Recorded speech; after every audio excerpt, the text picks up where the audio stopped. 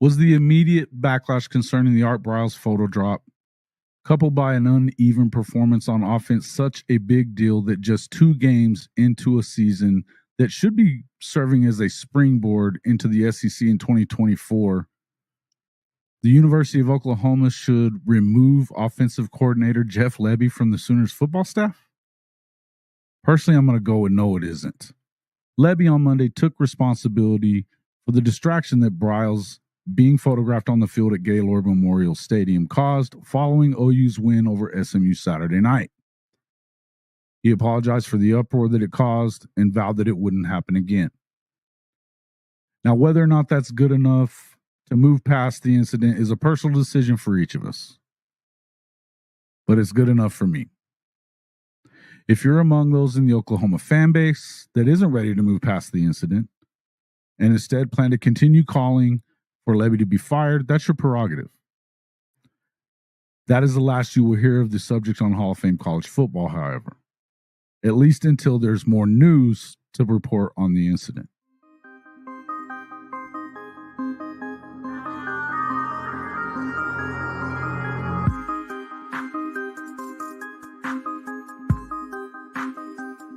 Let's go!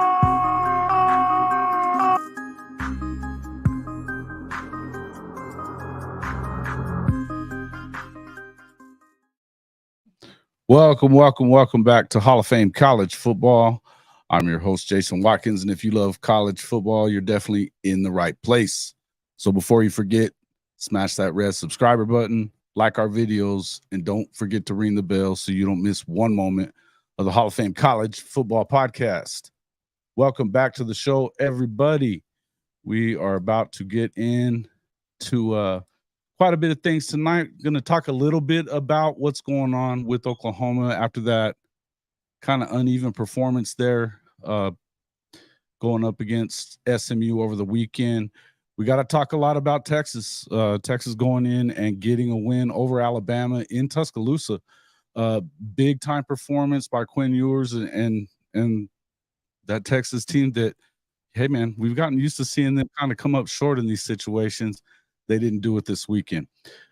We'll also get into a little bit of what kind of seems like, I don't know, piggybacking off of these programs that you want to trash all the time for the Big 12.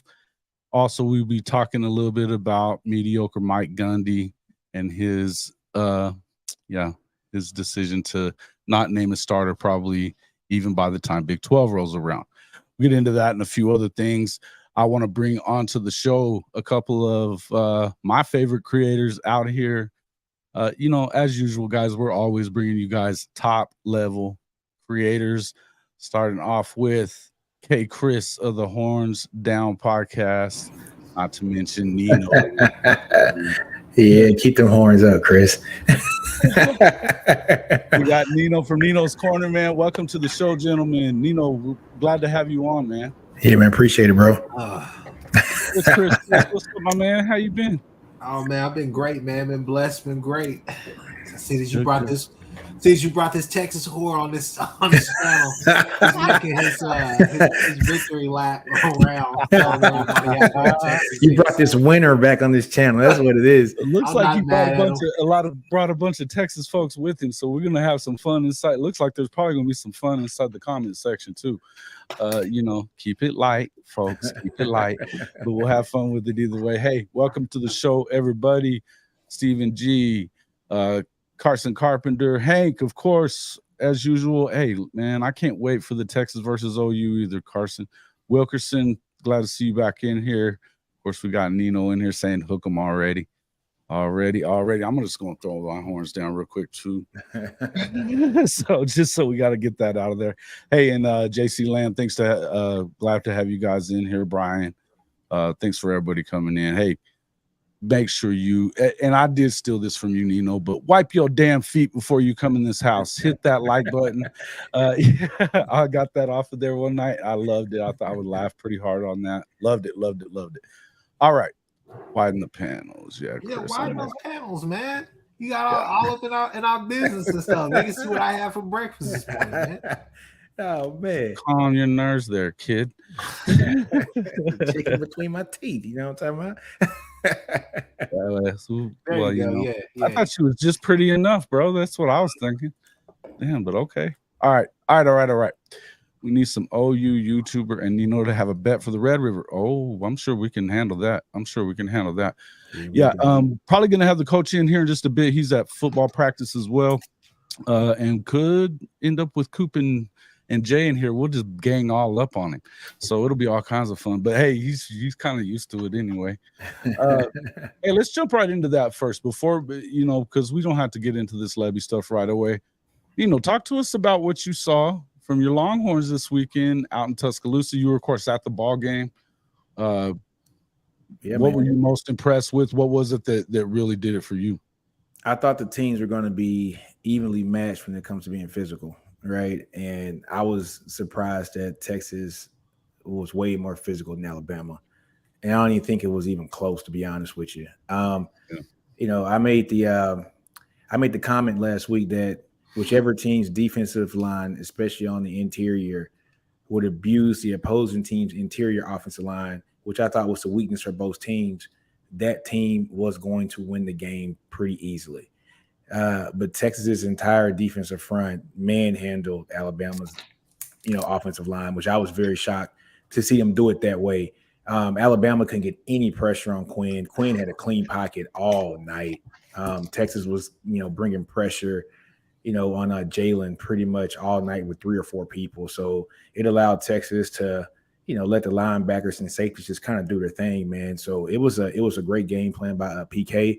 I was happy for, PK because there was a lot of, stuff going around basically saying that this defense wasn't anything until Gary Patterson got there. And now look, we don't have Gary Patterson. So what's the excuse now? Right. So get that man his flowers, give him his flowers. PK's a hell of a DC. Yeah, I was surprised by that. And then Quinn just being consistent.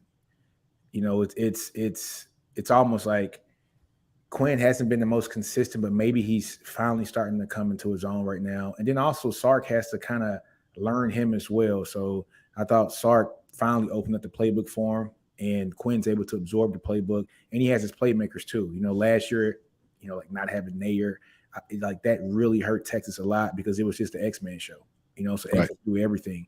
But now bringing in A.D. Mitchell. A.D. Mitchell is bro, that receiver room is stupid. It's sick. So, so I was happy about that because now X-Man gets single man coverage. And if he does get double covered, then guess what? You got A.D. Mitchell to deal with. You got Whittington to deal with, Baxter. I mean, look, I was very pleased with just the physicality of the team.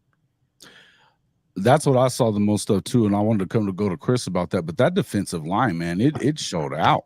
It showed out, and I think that was a question mark for you guys coming in, wasn't it? Chris, what do you think about that?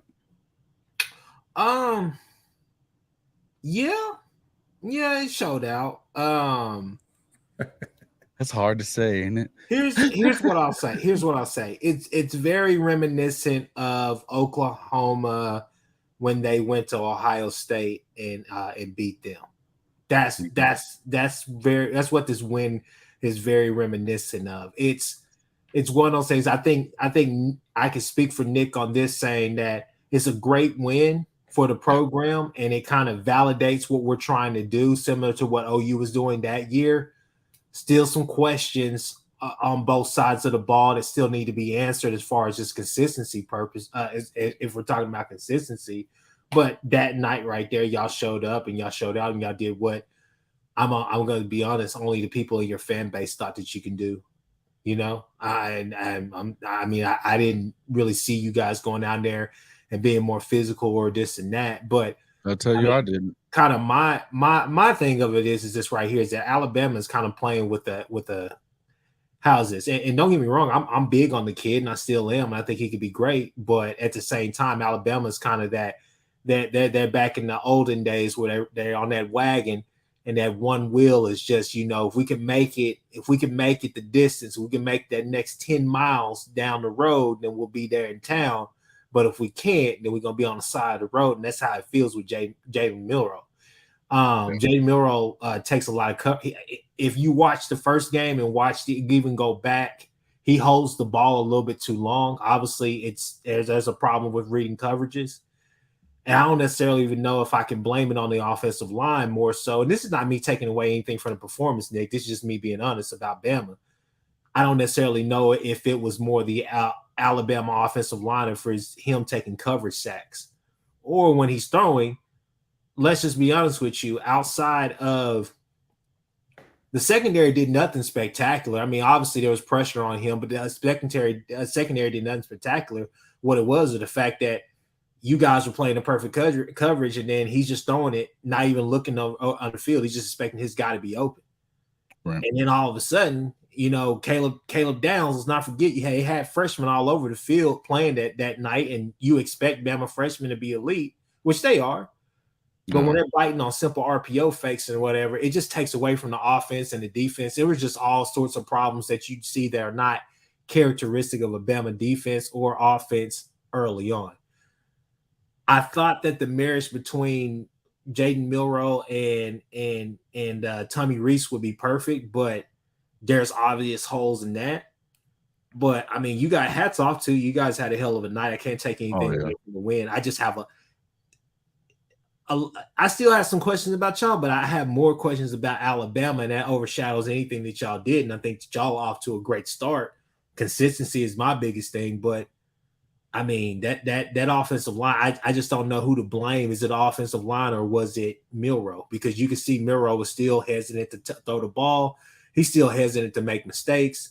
He was. Let's be real. He's playing like somebody's over his shoulder. He's looking over his shoulder. He did have somebody over his damn shoulder all night, man. Byron Murphy and Sweat were up the middle within the second and a half. He didn't have no time to breathe.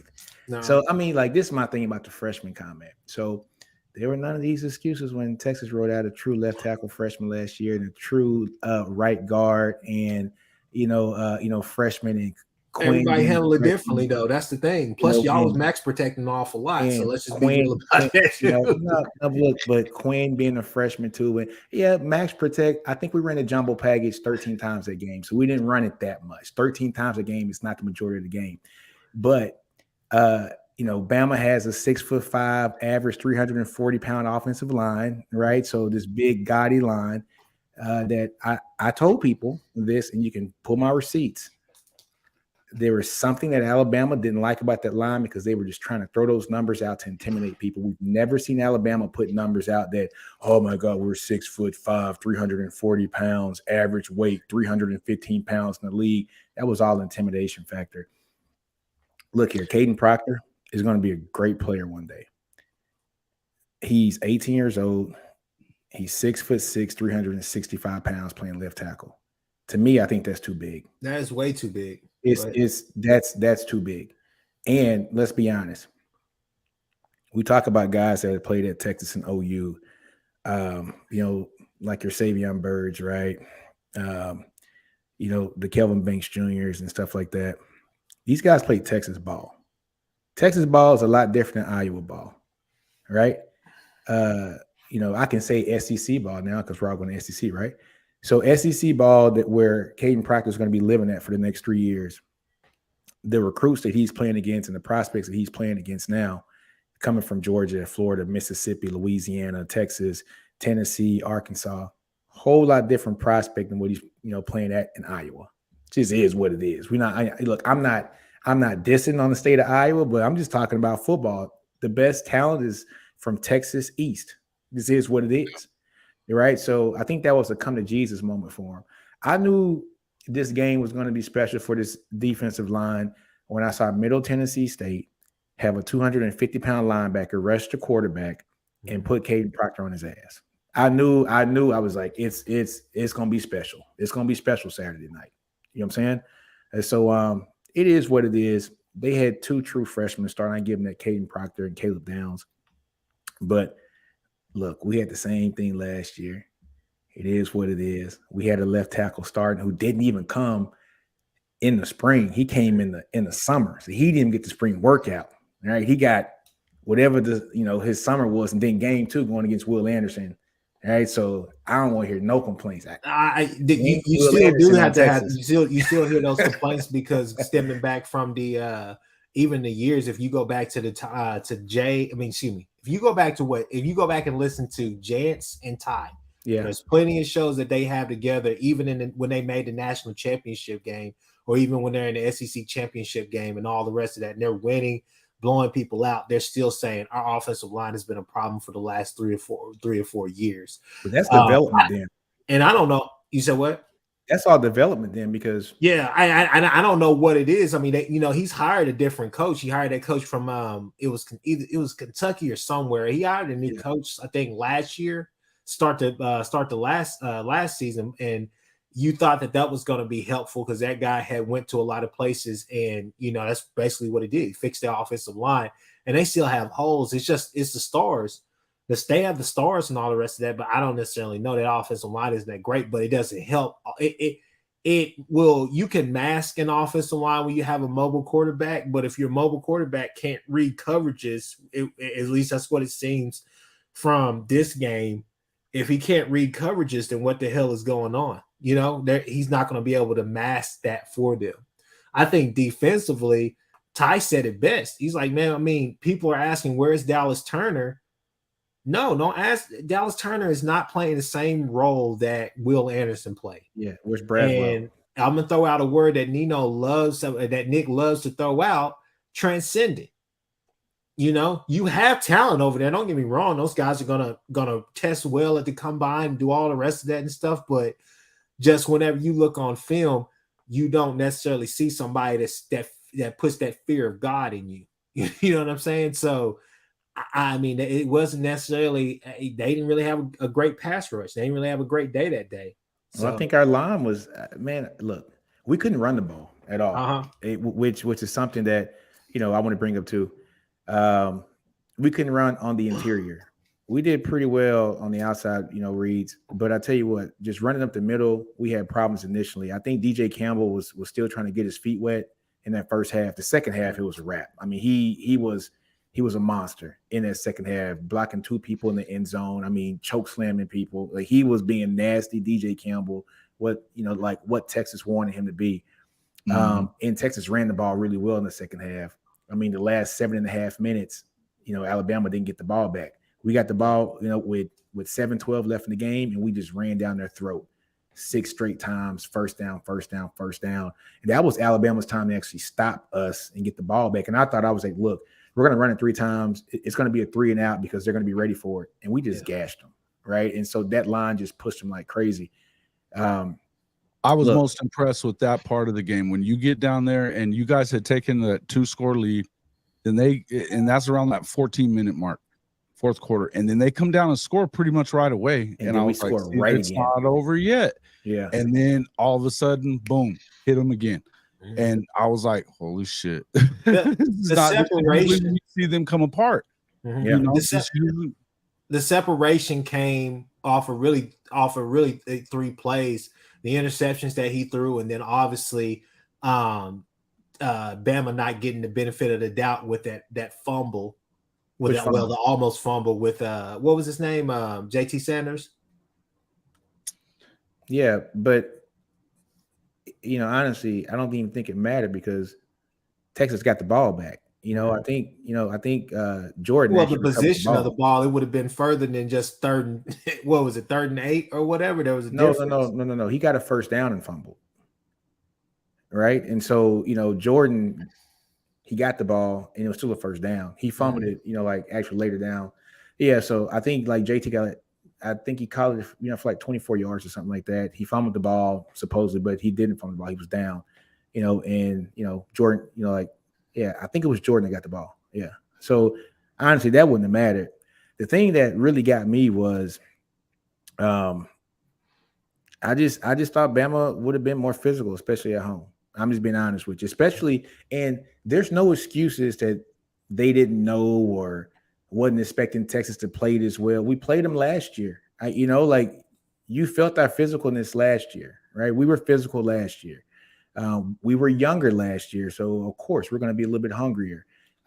Alabama is returning a lot of talent on this team this year, and that offensive line, I want to get on that, is every player on that offensive line from left tackle to right tackle was either number 1 or number 2 player at their position in their class.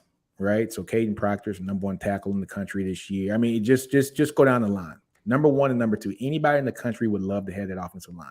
If I told you here's Alabama's offensive line, every team in the country would be like, give him here, I got him. Yeah, I can make it work. So look, man. Well, that's where they went to work when he got there. Right. Yeah. That's where they went to work on that O-line when he got there. That was something that everybody's talked about, that's what you had to do at Texas was to actually work on. That's what Sark did. All that stuff that they were talking about with the, your last coach was, hey, we weren't even getting these guys. No. And so when you go in and the first thing you do is build up the NIL there, it's a smart move because going into the SEC, you got to work the trenches. And this is what OU and Texas are both doing. I think the biggest thing, and look, man, it's gonna make me puke if I talk too much nice about Texas. But what I'm gonna tell you is this: when you start looking at what I saw the other night is that freaking bullshit narrative that's been out there a lot now about OU and Texas aren't gonna be ready for this SEC. I don't want to hear it anymore because you just, when Texas goes in and takes them out in their own place, and guys, everybody in there thinking that they're going to lose 3 or 4 games at Alabama, I'm doubting that. I don't see it 2 or 3 times. Who the hell is going to beat them in the West? I don't trust LSU and Brian Kelly. I don't trust you. Damn sure can't trust Ole Miss. Can't trust A&M. Arkansas is going to be hit or miss. I mean, we're going to get everybody's best effort.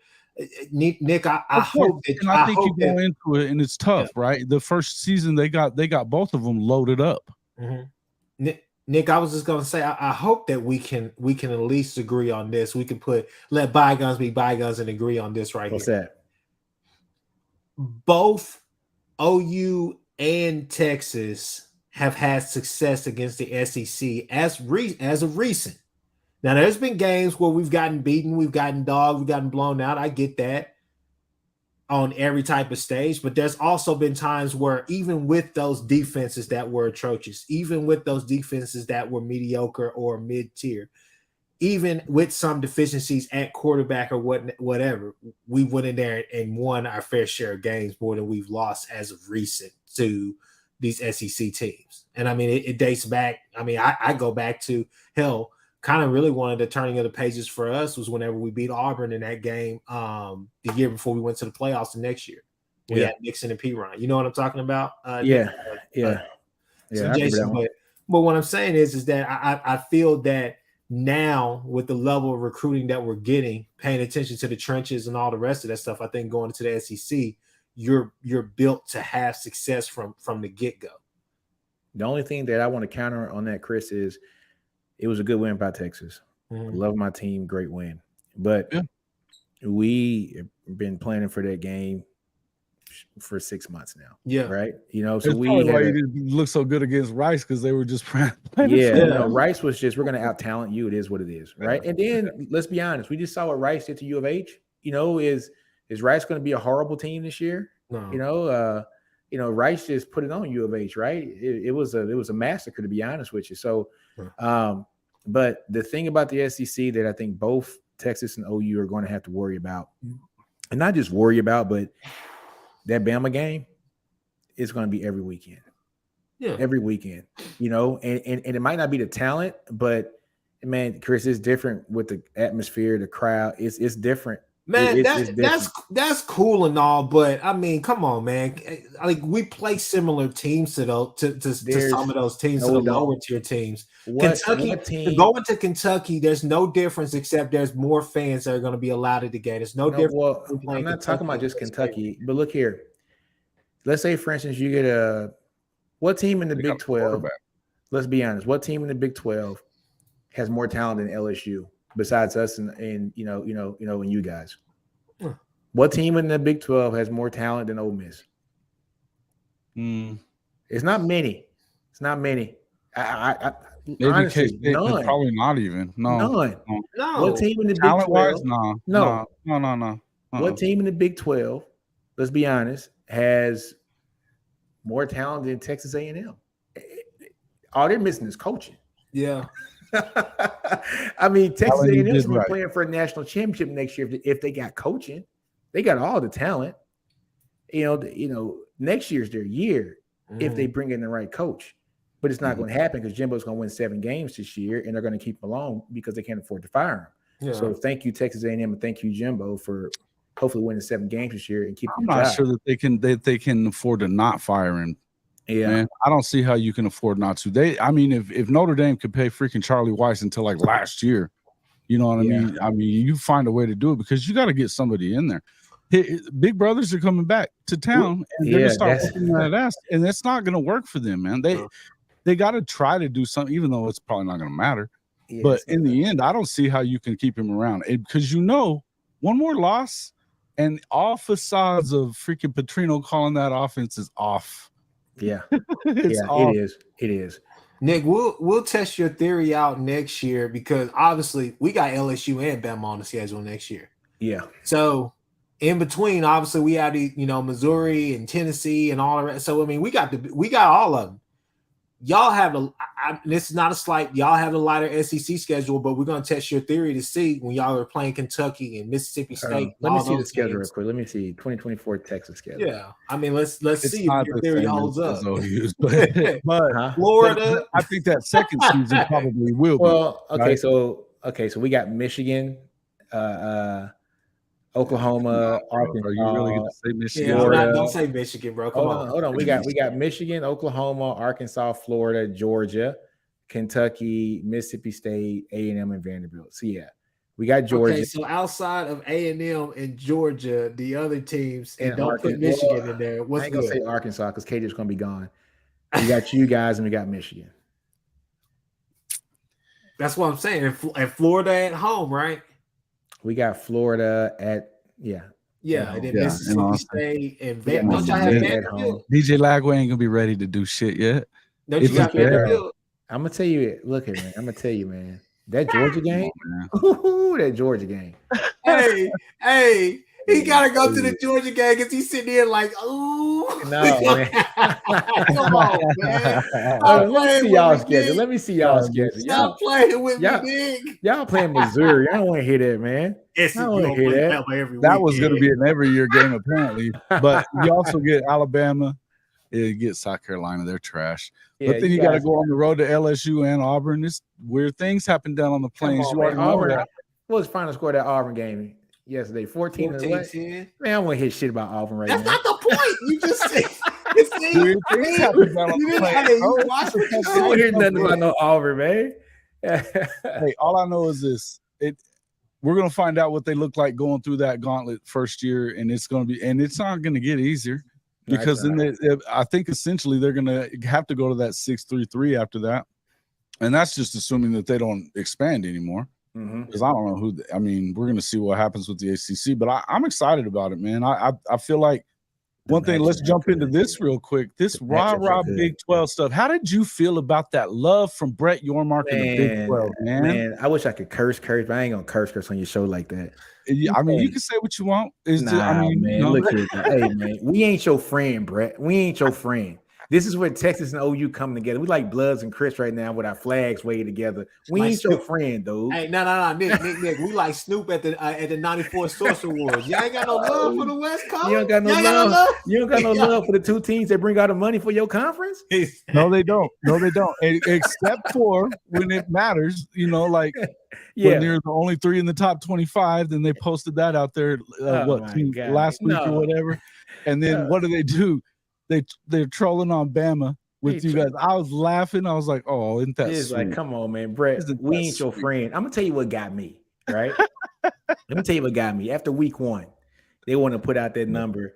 I guess what they say? I guess the Big 12 ain't too bad.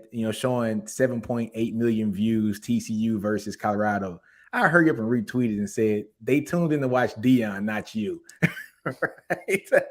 There's a reason why TCU all last year when they were on their way to the damn championship game. There's a reason why Dion, having a 1-11 team from last year, played Nebraska, and that was the second most watched game in the country this past weekend because it was Dion there, man. Anybody want to watch no damn Nebraska and Colorado? They want to watch Dion and what he's doing to their team. All right, so come on, man. Come on, Brett. Man, get out of here. I'm tired of that dude, man. We ain't your friend. It's cute, isn't it? All that rah-rah posting and all that trash he was saying before that, talking about how, they haven't carried the conference in recruiting. They haven't even been in the championship game in a while. Yeah. It's been 2 years since Oklahoma won 6 in a row. It's just What are we even talking about? The dude's a joke, man. He's a joke, man. Get out of here. And then all that stuff with the Tech stuff, man. And that promptly Tech goes and gags and freaking Wyoming. Of all places, Wyoming. And it's going to show the difference in talent. And I'm a group OU in this too. It's going to show the difference in talent between Texas and OU and the rest of them dumbass teams. When Texas Tech gets whooped by Wyoming, and we're going to thrash their ass on Saturday. Believe that. Oh, we're going to put it on them. We're going to put it on them on Saturday. Do you get them at home or are you on the road? We got them at home. We're going to put them at home.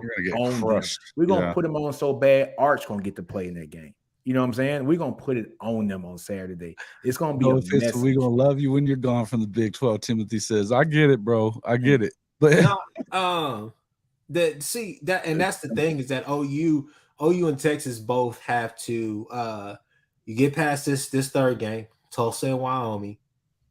Obviously, the focus is don't trip up these next 2 weeks. Don't trip up. Trip up.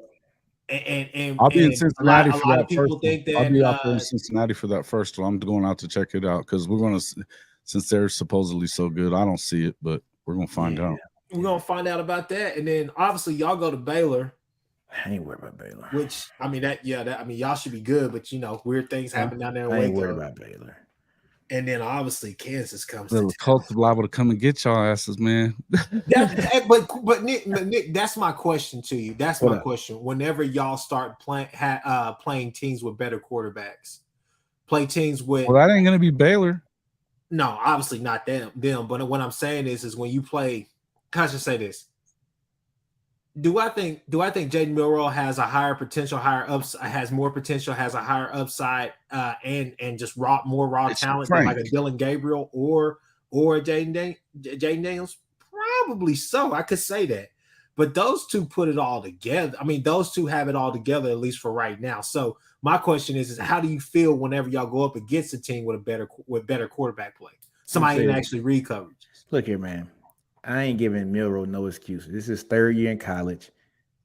Look, though, it's your third year in college, man. I ain't giving no excuses. Yeah. It is what it is. Fair enough. My fault that you went with your first read every play and you got picked twice because you stared down your receiver. I get it. That's fair. Milroe, this is your third year. We were pissing on Quinn last year after his first year. You know what I'm saying? So, look, man, I'm a Milroe fan. I remember watching him in high school. He was committed to Texas. He's a special player. He is.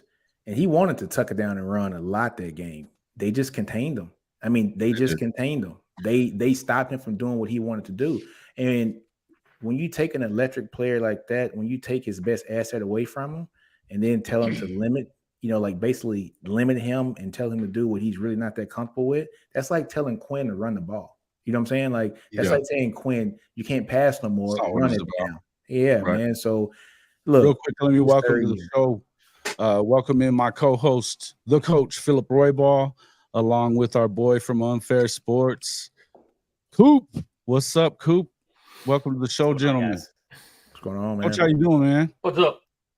Doing great, man. Nice and happy. Everybody's all happy up in here to see the coach and Coop. They've all been busting on Nino here a little bit, so hey, just wanted to introduce you, Coach, to Nino. This is Nino's Corner. He is a Texas creator. Obviously, they're excited about their weekend win over Bama. Hey, it's a big win. It's a big win. We're gonna get into talking a little bit about some of this other stuff too. You were mistaken Nino for Jay. I'm gonna tell Jay. I'm gonna give him a text like, "Hey, man, somebody think I'm you, Jay." He's supposed to be in here at some point too, but we'll see. But thanks a lot for popping in, folks. We got 54 people in the stream right now. I hope everybody's hitting that damn like button. Did you wipe your feet when you came in? It's very important that you wipe your feet when you come in, gentlemen. 52 people in the stream. Appreciate everybody being in here as well. But if you would like to support the show, man, we got 17 likes with 52 people in here. Come on now. They ain't wiping their feet, They ain't wiping their feet, man. Mm-mm. Wipe your feet before you come in the house, bro. Take them shoes off Hell, at before you least come in the house, dislike man. at least dislike it if you don't Do something. Do you know, something. We gotta get do something. Come on, get us some. You Get got to some get that interaction. algorithm working for us now. Come on, Throw the ball. Hey, Don't get sacked. yeah. Yeah. Hey, Nino, I like what you were. I like what you were saying right away, though, because I mean, we kind of saw it in our game too. We bring out Jackson Arnold to run the bulldozer. Yeah. And that's like, hey, man, I know you got all the arm talent in the world and was Gatorade Player of the Year. Hey, I wasn't a fan of that either, bro. Yeah. It's so. I mean, it's funny because when you see a quarterback scram, you saw Tom Brady ever run for anything. Everybody's like, holy hell, Tom Brady just took off out the pocket. Peyton Manning, He same ran to thing. get the ring. Oh man, Peyton Manning. Oh goodness gracious! But yeah, it's just I see what you say about Jalen Milroe. Not 3 years and you still can't process. Like, come on, man. Like last week, or I guess this week, he looked about as bad as he did last year when he came in. And then everybody was like, oh, well, it's Jalen Milroe's running Bryce Young's offense. I just think Jalen Milroe can't throw. It's first read and then needs to take off or just toss in the stands. He has a pretty deep ball, though. I ain't gonna lie. His deep ball is something serious, but it's everything else. Well, but he's not going to be able to throw many deep balls because that offensive line from Alabama completely sucked in the ball game. They're as bad as I've ever seen Alabama in their offensive line, and their quarterback play is horrendous. And the thing is, guys, they don't have anybody in the room to step up and help them. But their line play was forward. Yeah. And I mean, that's how much of that had to do though with that the way that D line looked on the Texas side. Hey, they got after their asses all day. That was the thing that surprised me the most about that football game, was that physicality was coming not from Alabama, it was coming from Texas.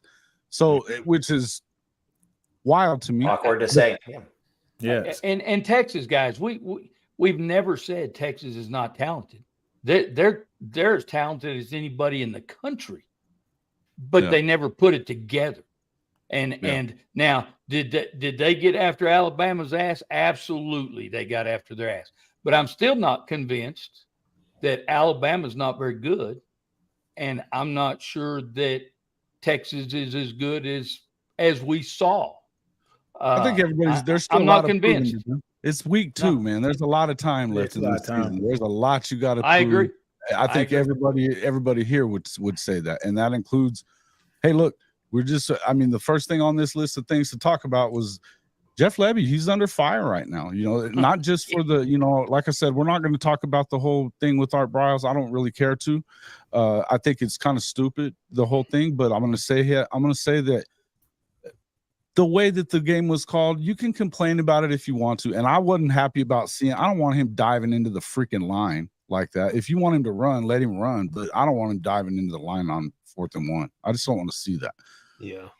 But I also feel like you want to see some more aggression, don't you? I mean, that's something that we talked about. And he even said yesterday in his presser that it was time to get that done. And that's my whole feeling, is that obviously they looked great in week 1.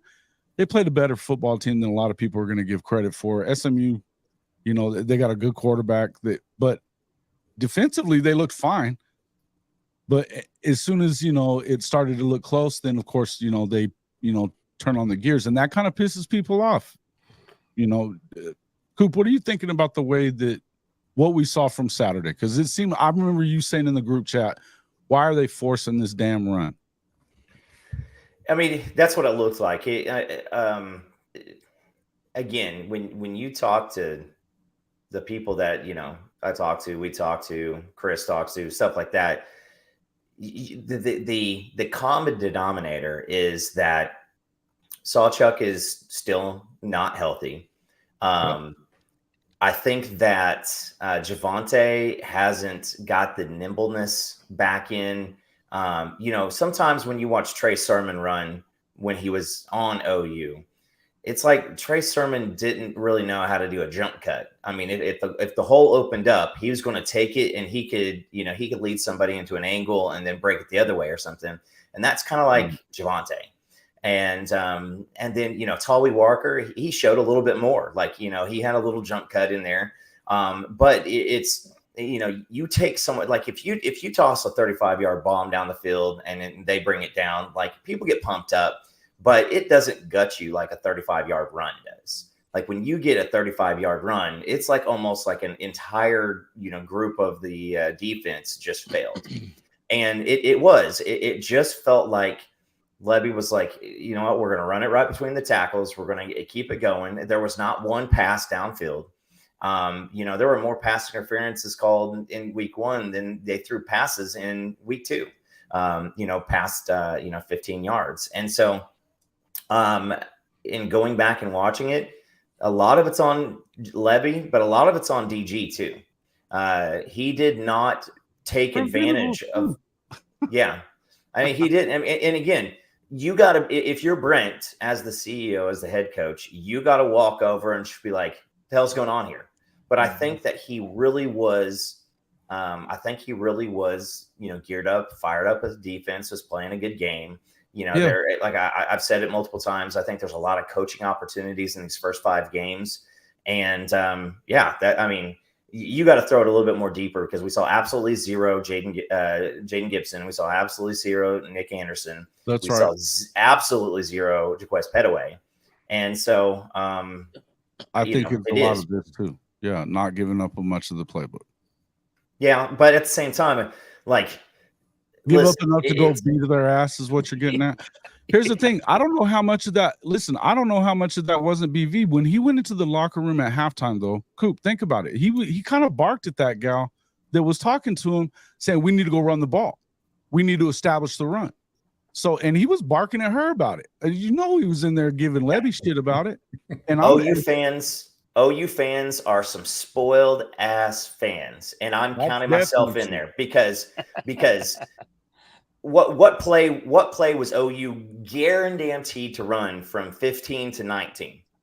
Yeah, that freaking tackle guard combo. Everybody knew it was coming. So the whole let's protect the gameplay, and that's bullshit. Like, stop it. That's like, everybody knew that we were going to run that that combo, and we just ran it and just kept it cruising. I think it was but I will. Who was it? Hank. Yeah, we won the damn game, and we're all bitching about it.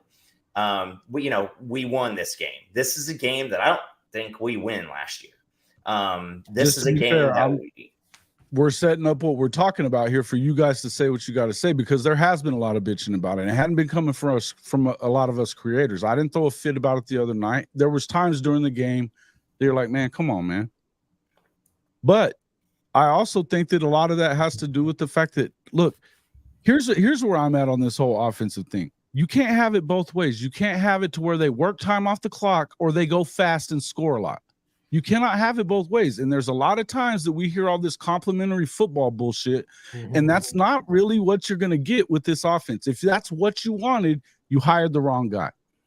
But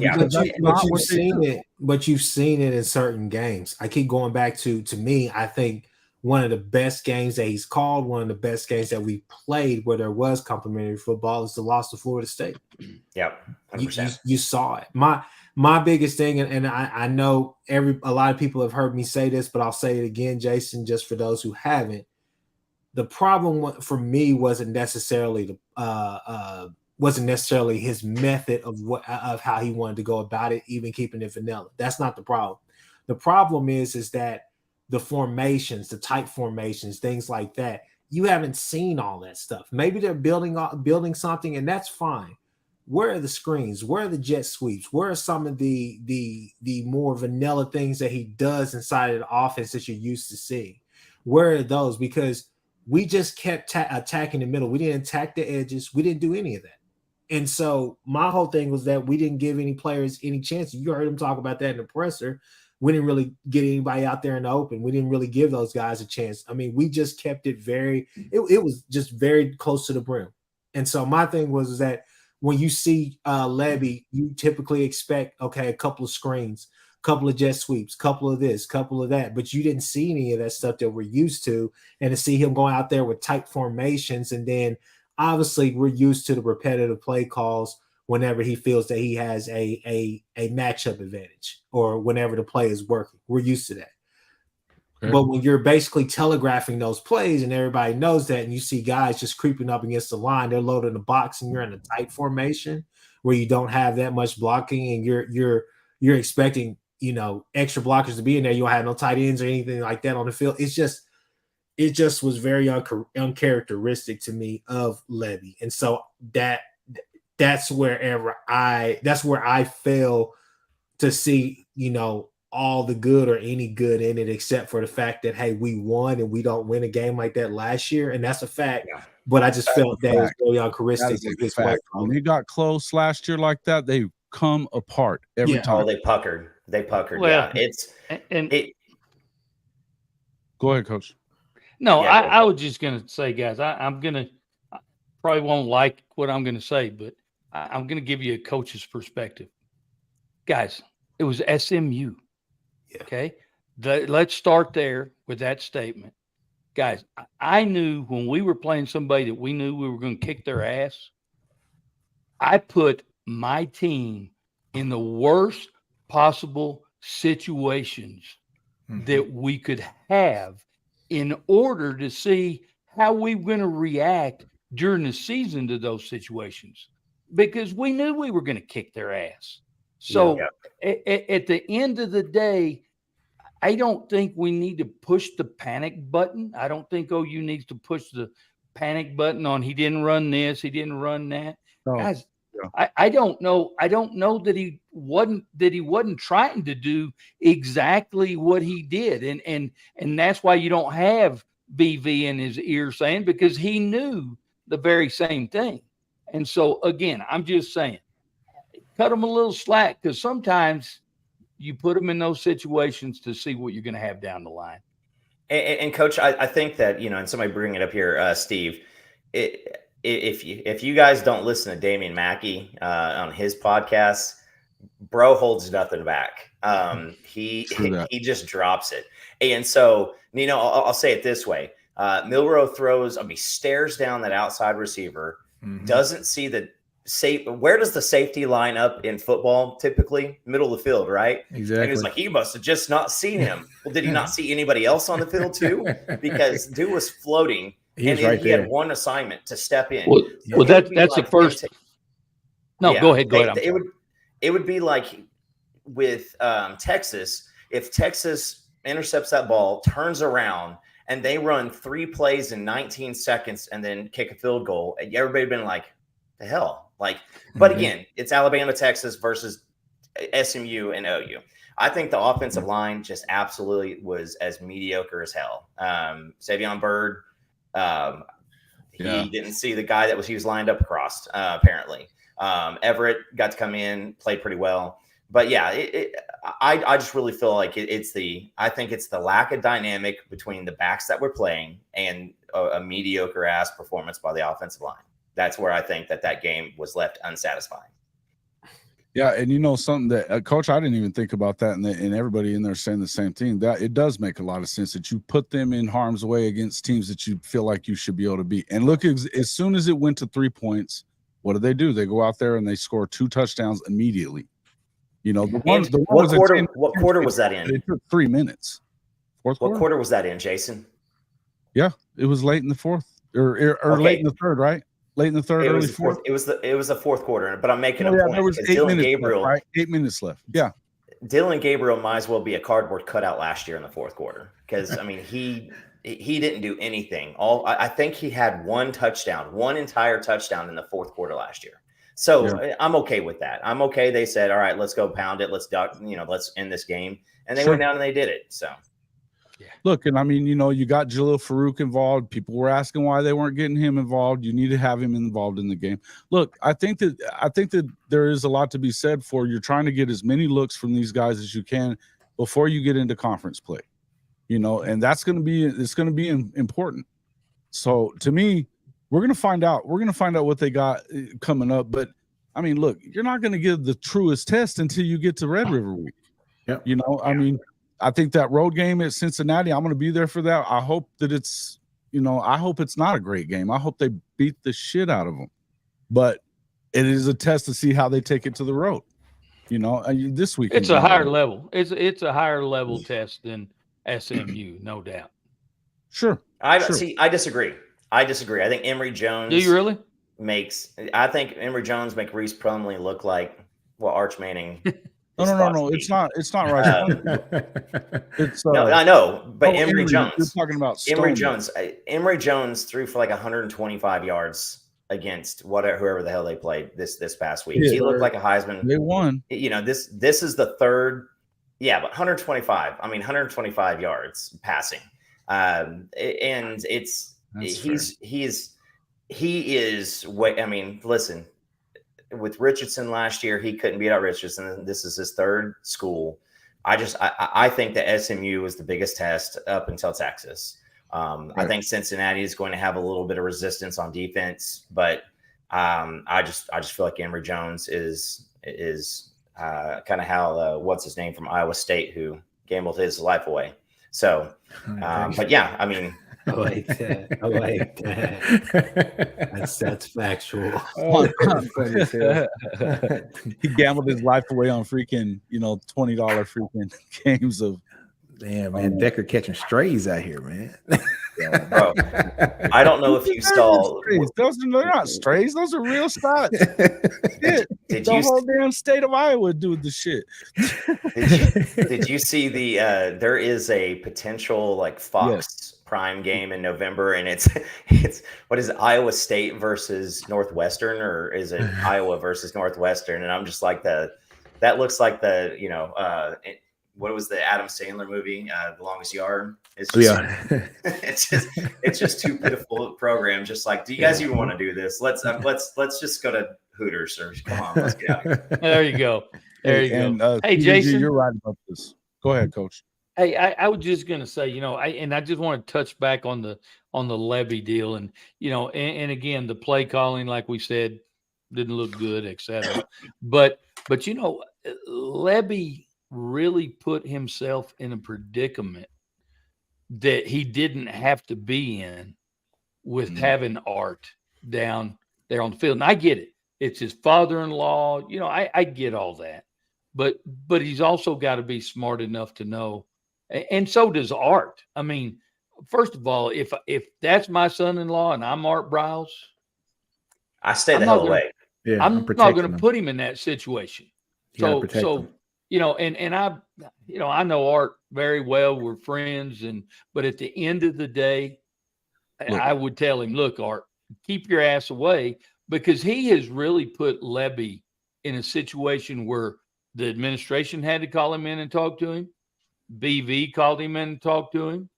And now if that play calling continues that way through the season, I guarantee you they're going to fire his ass. And maybe if this hiccup wouldn't have happened, then he might be able to live through it. But boy, he's really put himself. Hold on a minute. I don't want to really talk about this shit, but I'm going to say, if we're going to talk about this, then I'm going to say this right now. I don't buy that shit. I don't buy it that they talked to him and said that he can't be around. I don't buy it. It didn't get said until way later. There's no way Lebby goes in there that defiant into that press conference if that had been a rule that got stuck to him whenever he got the job. I don't buy it. And I don't think it was. Steal him away from Ole Miss, and there's no damn way that was part of the conversation. Jason, I don't think it was ever a part of the pre-conversation, the pre-game. No, that's what I think. I know, and I don't think it was any part of that conversation early on. I think the conversation came after, obviously, they started catching all the heat. Then they sat down and had the conversation. That's what I'm talking about. When this fake, ridiculous. No. See, I told you I didn't want to talk about this, but I'm saying there was a lot of fake outrage going on Twitter the other night. Sure. And listen, as much as I love OU, let's not act like we are a beacon for women's rights at Oklahoma. Yeah. Hey, Jason, look at Lone Wolf's comment. Here's what I think. What you said about if Lebby was your son-in-law, I think Art Briles was trying to get himself seen as part of the OU program so he could go back to work. I think that is it. I don't care about any of the other stuff, but he came down with an OU shirt on. And I had a polo on earlier, and I threw an OU shirt on so that folks could see me because my sister makes fun of me all the time. But because I just wear like white V-neck T-shirts. But yeah, listen, guys, let's move on because I really don't want to continue talking about Art Briles. I really don't. But I'll tell you this, that this part right here, Parker did that shit on purpose too. And he's done some stuff like this before, and we know he has with Peyton Bowen and some other stuff. And I think he does it for clicks and to get shit stirred up. In the end, I don't want to talk about this anymore. And guys, we're not going to continue talking about this. This is not we need to move on from that. Jason, let's go from Jason. Yeah. Can we talk about and I want to hear your thoughts because I want to hear an outsider. Can we talk about the trajectory of Peyton Bowen? Because this is the most elite defensive player that OU has had since who? I mean, the fact that it's a dead silent pause. Peyton Bowen. Yeah, I just think his trajectory is amazing. The pass interference call was horseshit. Like, it just absolutely was horseshit. Because if you listen to Damian Mackey, he drops in some stuff. Teddy and Gabe kind of talked about it a little bit. I heard Ryan Broyles make a comment on it. He played like a 5-year NFL pro on that pass. He's a stud. He is a stud. Yeah, since Roy. Mike, that's what I was thinking too. It's like the most dynamic guy since Roy. And when people were throwing out Ed Reed and Sean Taylor comps, that's silly. And because we're so desperate at defensive line, people kind of glaze over it. But I mean, there's a chance that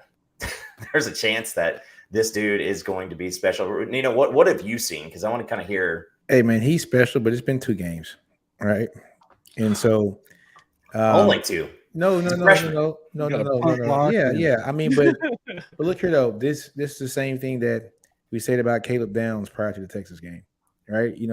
Caleb is awesome. I think Peyton Bowen's gonna be amazing. I do. But the same thing that we talked about last year with the Texas freshman, it's all got to be about the consistency. I think Peyton Bowen's going to be one of those guys he's a 3-year guy. He's gone. He's going to be a first-round draft pick. He is that good. He was that good in high school. He was sick. He was filthy. He was nasty. But like everybody says, when it comes to a true freshman on the field, just expect that's going – who said it best? It was Joe Pop. Joe Pop said every freshman that you have starting loss is one loss that you're going to have on the record.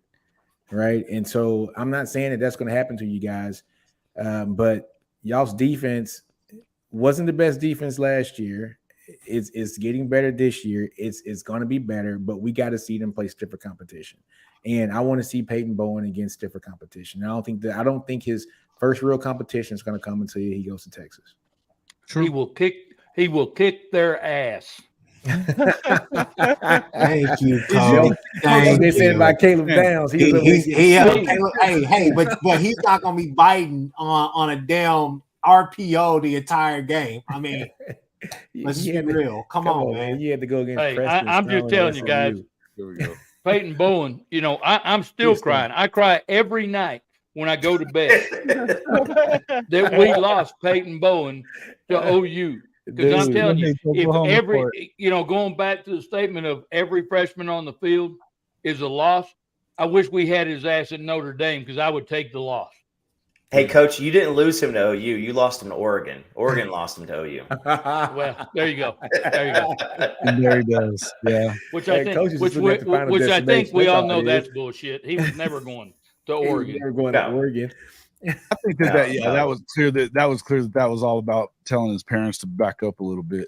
Yeah, he didn't give a duck. Yeah. Don't ask Nick. Don't ask Nick questions like that. He's not gonna.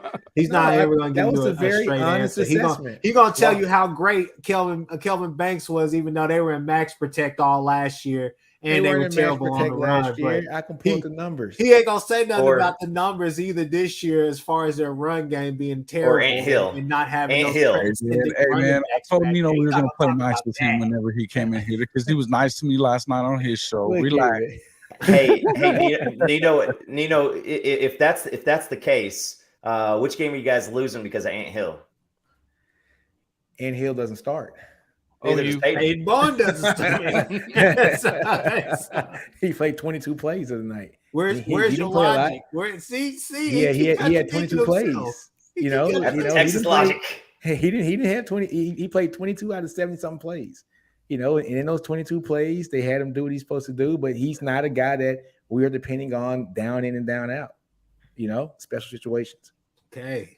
Yeah, really. Let's see, because I know some Texas fans that would tell me, "Hey, we're glad we have him because Ford's been a bum for the last 2+ years." But Ford's been a bum. Yeah, are you Ford's serious? Been a bum. Who's told you that from the Texas side? Oh, I could go down the list. Hold on. I've heard Kieran talk about it and all his Twitter spaces. I've heard some of the big guns. Ford being an All-American last year, should have won Big 12.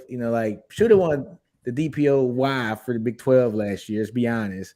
Numbers were better than Jack Campbell's last year. We're saying Ford is a bum as a All-American last year. I'm just saying. I can call Karen right now. I don't think I'm just saying, Nick. I'm not a big fan, Nick. I'm just saying. Not a big fan. All right. How many times he picked off your boy last year? Was it Davis Bevel? What's his name? Whoever y'all had throwing the ball. That ain't nobody's boy here. That ain't nobody's boy here. He on y'all team. Hey, hopefully he recovers. Hopefully he recovers, but that's nobody's boy here. Yeah, that is nobody's boy here. Not at all. It would if we would have ran the fumble Ruski every single play with it would have worked. Man, nothing would have worked. It was bad. I take Dino. They're all over your ass, brother. Hey, they can be all over me 49-0. We got a few more weeks. I'm talking shit until that's fine. I'm talking shit until that's fine. Hey, Nino. 3-1 in the last 3 games. I mean, the last 4 games, with you 3-1. Huh? Hey, here's the deal. And we all know this. This is a lot of fun, but proof's in the pudding. We'll find out in a few weeks. We're going to find out in a few weeks. We will. And I would ask you, when was the last time y'all won 2 in a row in that series? It's going to start this year.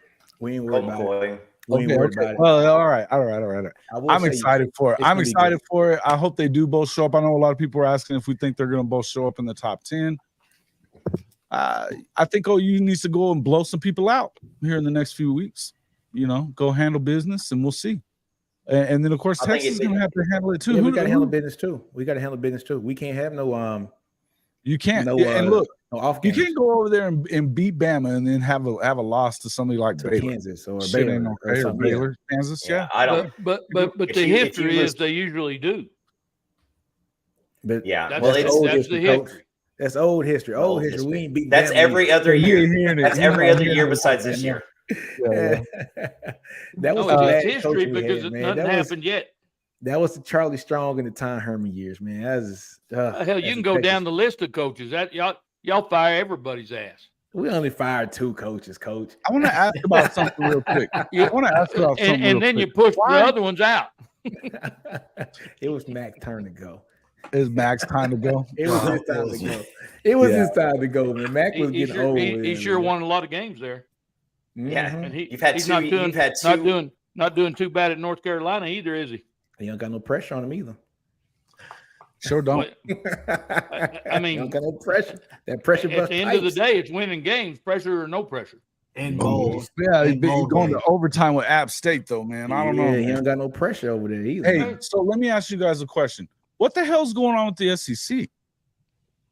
What the hell's going on with the SEC? Not just the Texas game. You start looking at LSU. These are teams that are supposed to be competing. Now, obviously, Georgia hasn't played anybody yet. They're not probably going to play anybody until they get to that Tennessee game. But Tennessee struggled. Tennessee struggled. Yeah. You know, you have, you know, obviously Florida looks like trash, but honestly, what's going on in this early part of the year? These out of conference games are not going well for the SEC. What's up with that? Where do you think this is coming from? Nino, go ahead and tell us what you think. Oh man, look, I'm gonna make Chris happy when I say this about Tennessee, because Chris been screaming this for about 2 years now. Joe Milton. He said Joe Milton is not that guy. I'm not gonna say that yet, but he's looking like he's not that guy, Chris. It's quarterback play. It's quarterback play. Listen, Jaden Daniels got to sneak up on some folks, and now everybody had an offseason to look at film. Bama, we saw what they have. A&M, we know what they are. You know, Joe Milton, whatever. No, but I mean, there's no great quarterback play in the SEC. Jackson Dart right now is like the leading quarterback in the SEC. I'll put it like this right here. If you start with LSU coming out of that game, I knew one of those teams was going to be the disappointing team. I'm talking about Florida State and LSU, and the reason why I say that is simply off of tendencies that I see that they have. Florida, real quickly, just to kind of my problem with Florida is that I like Keon Coleman. I think he's put himself in that category as arguably the best wide receiver in the nation right now, just off of even with just these 2 games. The problem is for me with Florida State is that a lot of their big yardage plays, a lot of their big plays come off of broken plays and just him extending the plays. I mean, that's just what Jordan Travis does. But if you go to LSU, you kind of saw this happening because even last year you still saw it a lot. They had a lot of stalls.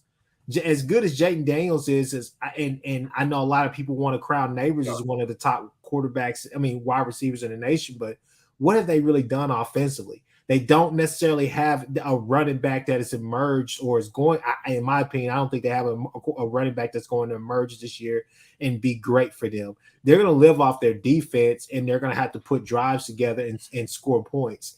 There are a bunch of teams in the SEC, including Alabama, who cannot afford to play from behind. They have to play with the lead this year. It's dire for a bunch of these SEC teams that they play they play from ahead, not from behind, because as good as some of their defenses are, I don't know if their offenses are good enough to compete with some of these high flying offenses, these offenses that can actually score and put up points.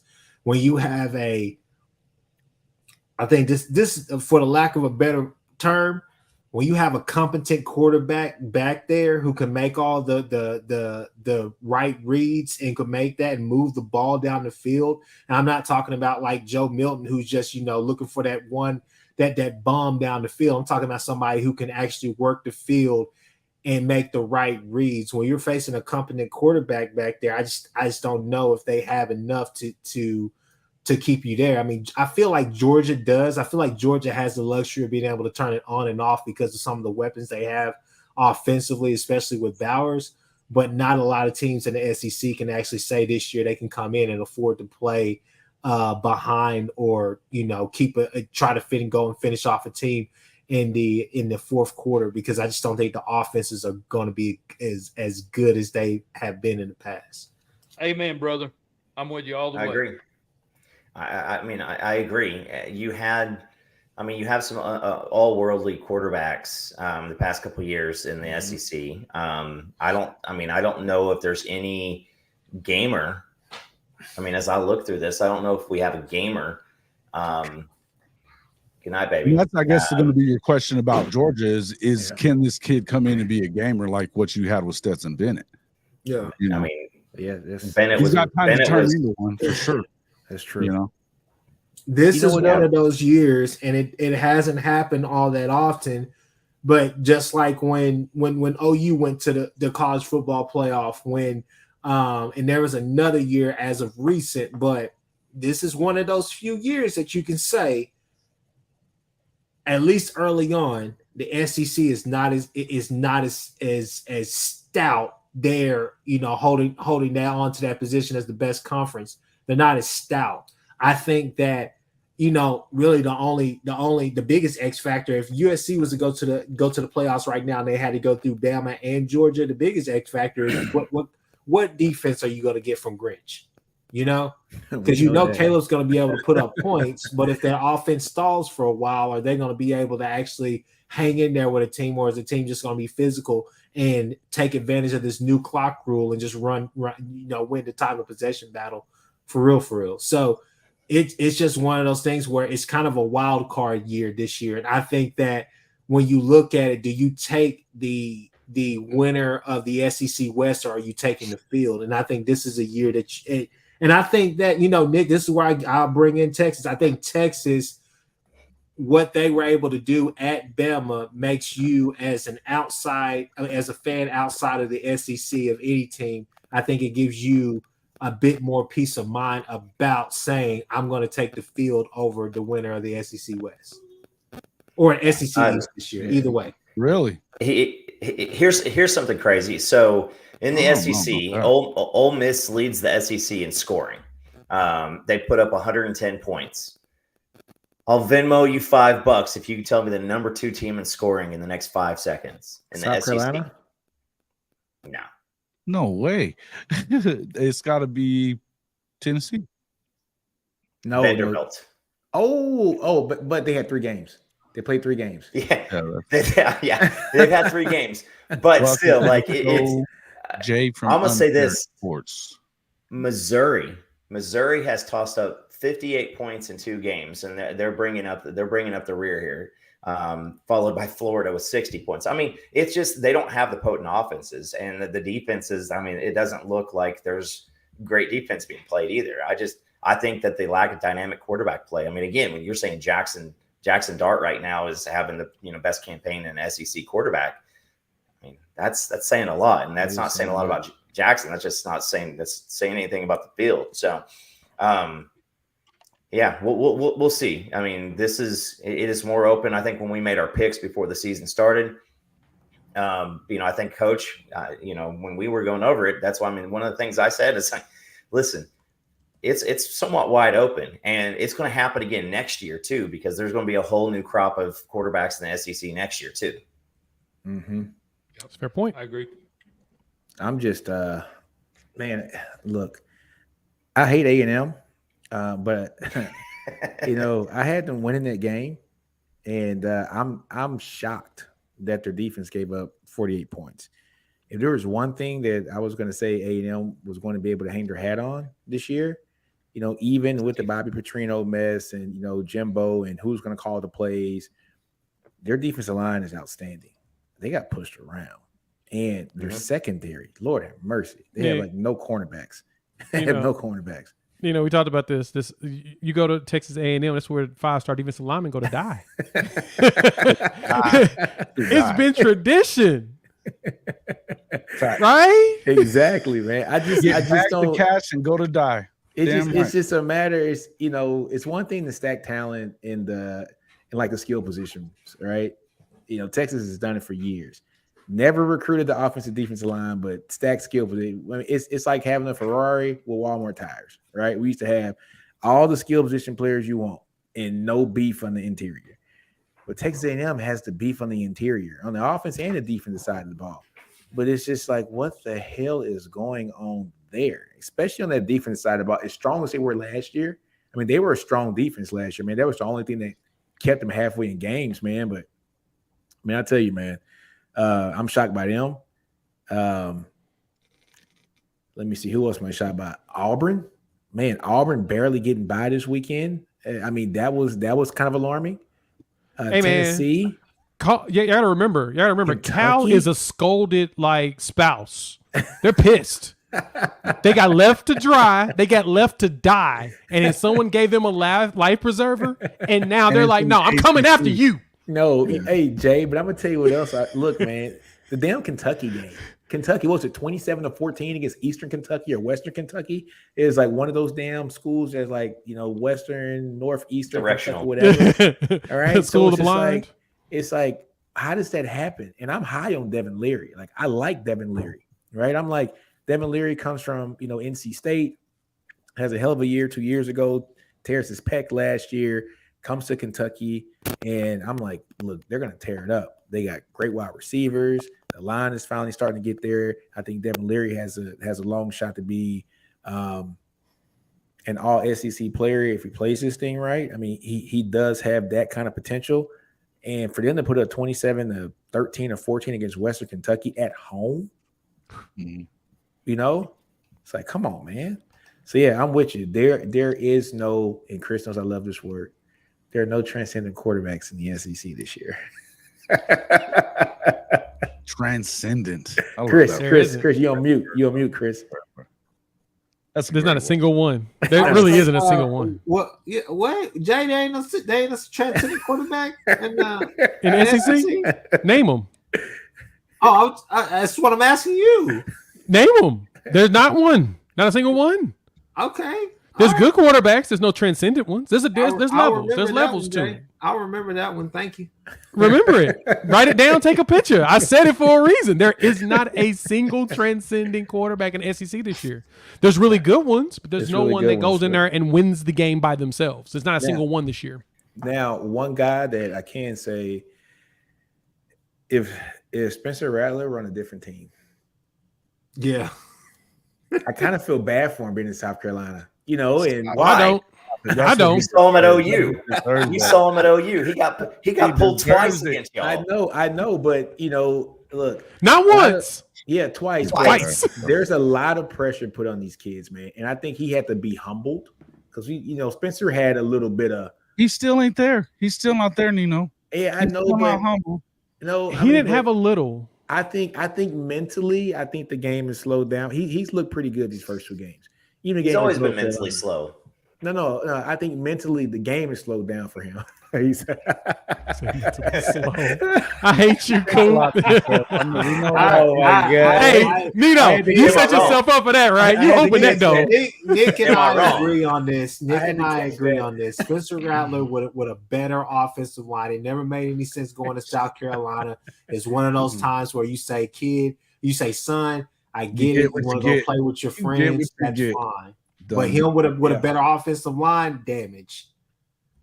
Nino, can you throw us another softball? Nino, throw up another one. We need another one, my boy. I don't know. Let me see. Hey, South Carolina does lead that. Sucks. They're trash, man. Trash. They're oof. Who else? Tennessee. We talked about Tennessee. Chris was trying to bait you in there, Jay, about your boy Milton. He can try all he wants. I never said that Milton was a transcendent quarterback. I just said I like him. I think he has a good arm. Pick one, and he still also has to prove to me that Heupel and Halsey has developed him to be better with touch, which he looks better with his touch now, but I need to see more still. I'm not going to say he's transcendent. I'm not dumb to say that. I mean, Chris is the only one dumb enough to say that Spencer Rattler's transcendent. I would never say that mess. Hey, I've seen Spencer Rattler win championships. I haven't seen Joe Milton wait, in his 6 years. Spencer Rattler wins shit. Big 12 championship? We're not considering. We're not talking about that. That wasn't we're not talking about that. We're not talking about that against that was Ramondre. Okay. That was Ramondre. That we're not talking about him. He wasn't him that did it. Come on now.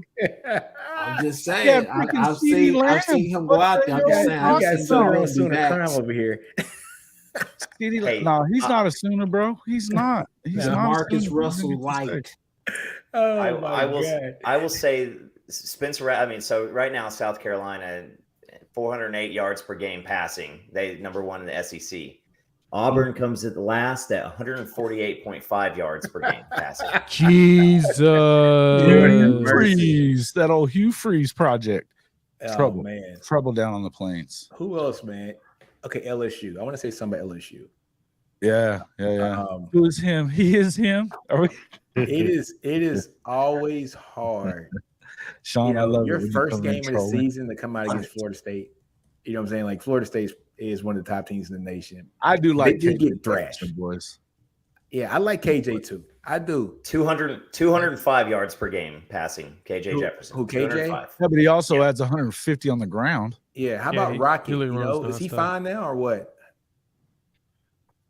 Rocket, I think he's okay, isn't he? Or is he out? Because he was day-to-day last week, right? Man, that's a hell of a backfield if he's healthy. Yeah. But I was surprised by LSU, man. I'm surprised. And guys, as we talk about the SEC and the quarterback issues there and so forth, I just got two things to say about two SEC teams. Number one, LSU. Everybody thought they were going to be world beaters, but they forgot Brian Kelly's the head coach. And then number two, Alabama.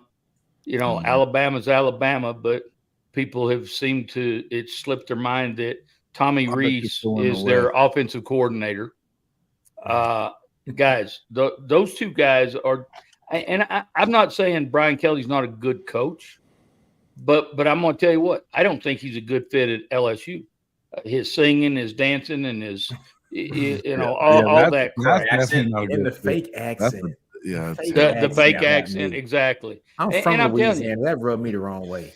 Well, he needs to worry more about coaching football and recruiting football players than he does doing all that shit. But that's the reason. I just don't think he's a good fit at LSU. I think he's a good football coach. I think his track record proves that. But again, I mean, I'll be honest with you, as a Notre Dame fan, I'm glad his ass is gone. And I'm glad Tommy Rees is gone. And I'm glad he took Buckner with him. But at the end of the day, I think both of those schools have some huge issues with coaching too. Yeah. Well, I mean, it's obvious that something ain't right there, but I still think that these guys are going to do some stuff. I think if Arkansas can keep that backfield fairly healthy, they're going to have a chance at it. But I still think it's Alabama, guys. It just is. In the West. Oh my God! With that line, did you see that? Did you see that damn offensive line? You just talked about LSU. What the hell are they going to do with them? Well, they're going to have a cluster. I won't say it, but they're going to have a cluster when they play each other. Hey, listen. When Georgia plays Alabama for the first time ever, they're going to get caught speeding into the backfield all day long. They're going to be. You're going to get all kinds of pissed off in here now. They're going to get destroyed. I'm just that offensive line. It looked like. I mean, it just looked like somebody was playing a joke on us. Y'all give my Texas defensive line some credit. Hey, no, listen, I do. You take advantage of what's in front of you. No. Hey, look. I said the same thing though. The same thing. I was not impressed with our offensive line against Middle Tennessee State. And Jay can tell you that. Last week I said it loud and clear. I was like a 250-pound linebacker just knocked over a 365-pound tackle. Ethan Burke's gonna have a lot of fun on Saturday night. I mean, those. I think those are like my exact words. So, yeah, I'm with you. But it's going to be interesting. I still think it's Bama. It's still Bama, bro. It's still Bama. They're going to get things corrected. If Arkansas could somehow find a way to keep those two guys, but that's all they got. What else they got? Their defense isn't that good, right? Let me say this on Bama, and I actually recorded something earlier on it that'll go out tomorrow. But this is kind of my gist of things. I think it's hilarious that anybody actually think that Nick Saban, one, is done, two, that they don't have talent. Y'all gotta remember they had 10 2-4-7 5-stars in their last cycle. They also have a 90% blue chip rate on their roster. They're the highest in college football right now. Georgia was the highest the last 2 years. Bama is there. The problem is a lot of their players are really young, and once they click, it's over. And I think by the time they play actual competition, which I think will be Tennessee, second or the third Saturday in October, Arkansas, which I'll be at that game. Arkansas, that's gonna be the first competition. Maybe Ole Miss, Jay. Ole Miss. I have zero belief in Jackson Dart going against Nick Saban. And as much as I like KJ Jefferson, Saban will be prepared for him. He is meticulous like Bill Belichick. Arkansas doesn't have anything outside of KJ Jefferson. And I don't think KJ Jefferson can carry them to this victory. But that Tennessee game is going to be a test. And the reason why that Tennessee game is going to be a test for them is because they'll have a week off and then LSU's right afterwards. And so I think they're going to be watching LSU. They're going to be paying attention to LSU and Tennessee. They might sleep on, even though they lost that game to Tennessee last year. they're probably going to be amped up for that, but that LSU game is going to be on their mind. I think that will be the first test because they may overlook Tennessee. I don't think they overlook those other games. Jay, how about I this? agree with that one too, Hank. How I about think this Jim one? Leonard probably does end up there. At Cal. I just want to respond to something on Hank. Hank, you busted my balls tonight about Notre Dame. And so I just want to say you mentioned earlier that there comes that Notre Dame arrogance. If you've listened to me, I hadn't said shit about Notre Dame. We're going to bring them up next. And secondly, you said, but Coach, before talking about quarterbacks, who will be the quarterback at Notre Dame next year? Number one, I don't give a shit at this point who's going to be the quarterback next year. Spencer Rattler. And number two is the second thing is I haven't said a damn thing about quarterbacks. So you misunderstanding. I haven't talked about whether quarterbacks are good or bad. No. Look at what you did, Hank. Buckner. Look at what you did. Other than Buckner. And I wouldn't even call him a quarterback. Coach, are you behind on the show? Because he said that shit like 45 minutes ago. No, I've been listening to y'all shit. He's been holding it. He's been holding it in. Coach has been holding it in, waiting to let it go. I can't do it. Lord have mercy. Hey, if y'all are not enjoying this, folks, why? I don't know what else we can do for you here. Only half of you folks have hit that like button that are in here right now. Hit the damn thing. Take your shoes off before you come in this house. Let's go. All right, now. Folks, let's talk a little bit about Notre Dame. Hey, this is a physical football team. This is a real contender to the playoff, if you ask me. They're going to beat Clemson. I think they're going to beat the shit out of USC. They actually have a defense and a quarterback. And that running game is real. They're going to out-physical those guys. I don't know that they get Ohio State, but I don't see how they – But let me say this, Jason. I'm glad you feel that way. Because not many people felt that way before the season. But I'm going to tell you this. I'm going to tell you this right now. We hadn't really played anybody yet. Last weekend was a little bit of a test. It was a little bit of a test last weekend. Yeah. But we got to get. We play another numbnut football team this week. The Chippewas of Michigan. Hey, whoa! Don't y'all be disrespecting the Chippies. It's not Oklahoma State they're playing. The Chippewas can only be Oklahoma State. South Alabama, and they're going to get beat by South Alabama, by the way. So I'm just saying, I'm yet to say, you know what? I think we're going to win a national championship. Now, do I see a little light at the end of the tunnel down there? Yeah, I do. I think Hartman's numbers through his football career are incredible. And you can see him in the games. He makes the offense go. But to say we're going to be a national champion at this point, hell, I'm not even sure, what one of the rankings has is at number 10. I'm not even sure. I think that's screwed up. I don't think we played anybody enough to deserve a number 10 ranking. So here's the thing I feel about that. You said before, I think we're pretty damn good. Here we go. That's one of those trap kind of games where you go to NC State and got to deal with them. And it's not easy. And then they had to start, and then they get lightning and all that other stuff. Yeah, we got to eat a lot of damn hot dogs during that rain delay. Took them apart.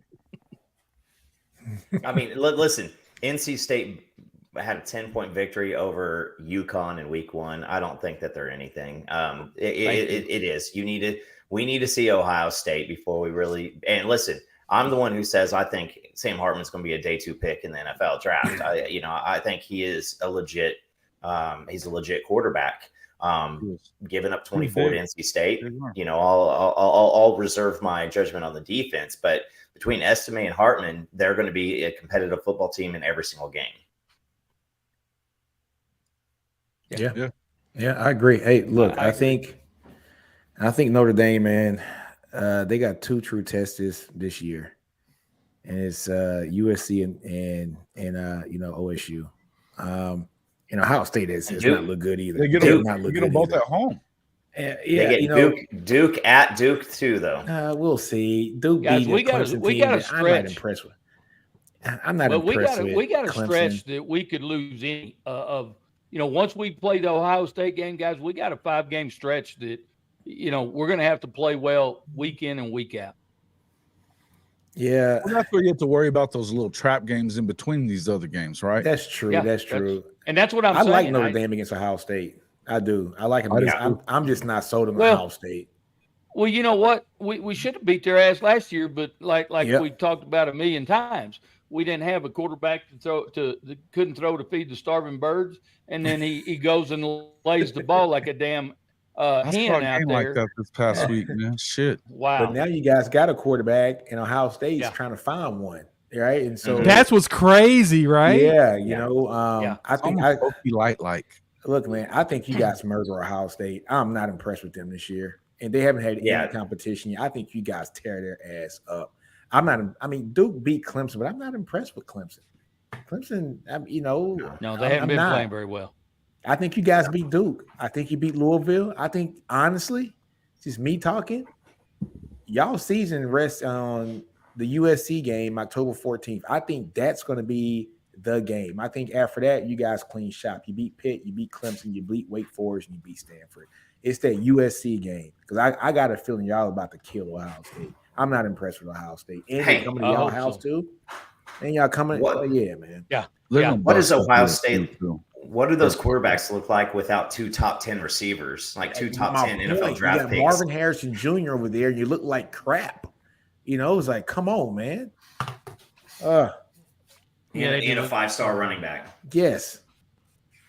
Well, the funny thing is that no matter what you got, if you ain't got a quarterback, yes, it's a wrap. That's ready. It's a wrap, and we've all learned that's been the rule of college football the last few years. You can't have just a dominant defense anymore. Yeah. Stetson Bennett proved that. Stetson Bennett got that confidence, and he went out there and showed moxie. The second season, the first season, the defense carried it. Second season, he showed that moxie, and he started doing his own thing. You cannot win without both. That's true. Exactly. Hey, Jay. Exactly, Jay. Who does JT Daniels play for next year? This is his last year. Legally, he can't play no more. I don't know. It is. Unless he gets an injury waiver, he has to get hurt within the next 2 games. What about the COVID that dude's year? done. This is COVID year he's playing? This is COVID year. It's COVID year. Because he's been in there, 6 years now? It's 6. He's played 6 years, 3 different teams. And played at JT. It's okay. It's okay. Hartman's played for 12 years. Yeah, Hartman's an AARP, man. Ty already told us he got a life alert NIL deal, which is beautiful. It's right there in his shoulder pad. Had me in tears. I thought Nick was going to pass out on the live stream. Press the button. They come to get him. Ambulance is coming, baby. Oh my God! Sam Hartman hosted Brandon Whedon on his recruiting visit. That, my friends, is hilarious.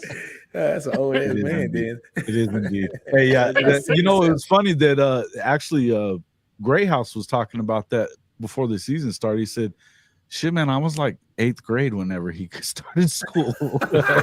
It's 7th or 8th grade or some shit like that. Like Garrett and Wilson now he's throwing touchdown passes to him. I know, man. It's good to see Greyhouse do well. Hey guys, Greathouse is a man child. Yeah. He's a baller. He's a baller. How did he get out of Austin, bro? Texas made him a priority too. Texas had Jonah Wilson, Well, and if you had the choice, what would you do? Come on, we know what I do. That door was open. He kind of got you there. He want to come back home and that first piece of snow hit his ass. Thank you, Kchris, for coming in. Fair point. That's a fair one too, Nino. He's gonna get some barbecue and boiled brisket. He gonna be want to come home every day. Subscribe to the Horns Down podcast. I hope we play Texas. That would be a great game. Yeah, that'd be a good one.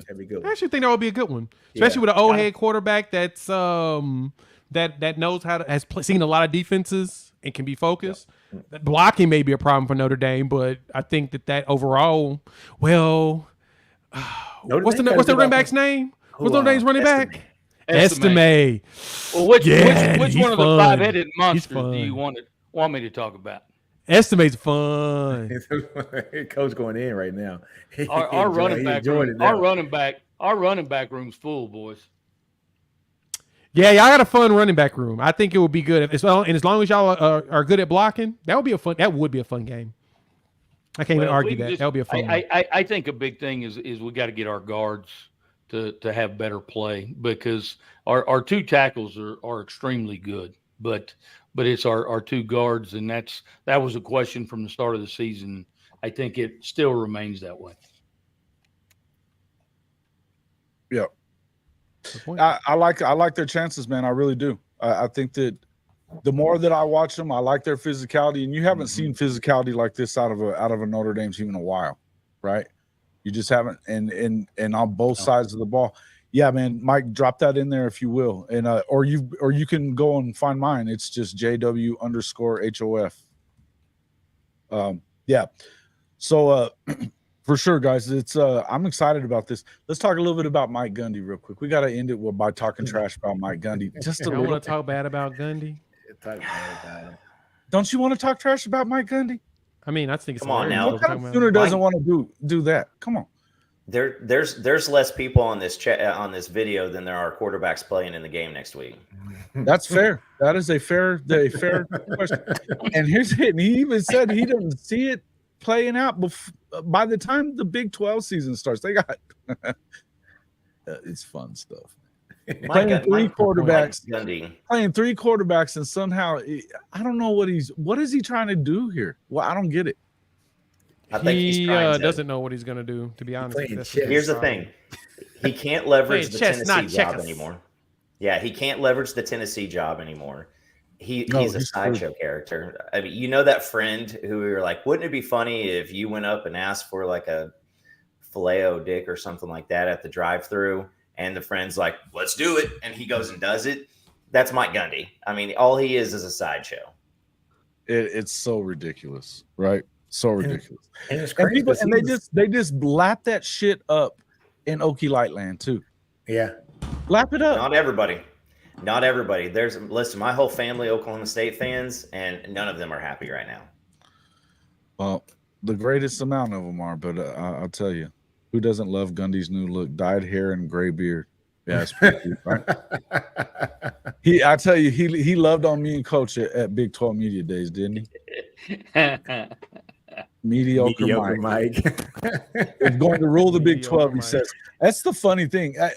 I think that they're going to get further and further away from being worth a shit in the Big 12 because they're not going to play OU anymore. The one thing you might get your edge with is playing Oklahoma, and they don't want nothing to do with it. I mean, I understand why he doesn't. I mean, he's 3-15. I mean, he's got all the. I mean, he's got all of the. He has zero risk of ever being fired. And I answered my question. That's where JT Daniels is going to be next year. Is Oklahoma State. There it is. There it is. I'm surprised you won there. He's going to find another year. That's funny. He's going to find another year. He'll get 25% of the snaps with the other 4. Hey, Stephen G. I'm going to answer your question real quick.